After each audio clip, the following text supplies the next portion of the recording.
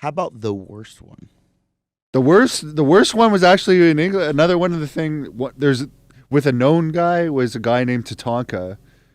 Back in that horrible British scene where the crowds are decent. Like they didn't just do Butlins. There were some real towns that they did too. But Tatanka he just had gas, and when he did chops, he had like long fingernails, and he would. I remember him. He'd get you. He'd get you sometimes it's supposed to be on the chest, but sometimes you get it in the throat, chop you all over. And that's when you go real into character. You're like, oh, this is how we're gonna do this.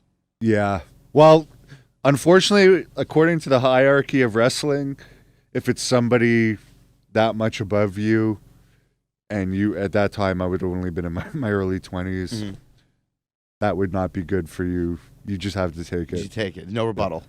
Exactly. Unless it's something horrible. Then then it's okay. Yeah, but it has to be something really horrible. How do they classify horrible?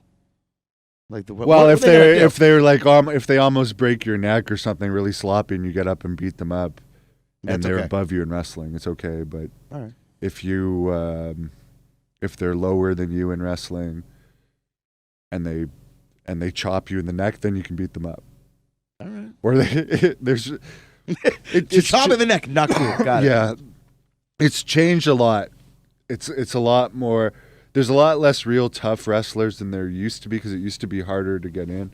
But yeah, like when I got in, for instance, if you screwed something up, I went in through the Hart family, as well as the Rougeau family, so the two top wrestling families in Canada. But in Calgary, it was really tough to train. That was Bret Hart's brothers. Training school, and it's like since it was so tough to train in, the generation before always wanted to like take it out on the lower generation. So if you like not even hurt somebody, but if you screwed up a move, they would you'd get beat on a little bit for real. Really? And as the lower guy, you just have to take it. I took more actually when I was young than looking back on it. Some of the beatings I took, I just didn't. I thought that's what wrestling was, and I didn't understand that you're being taught a lesson.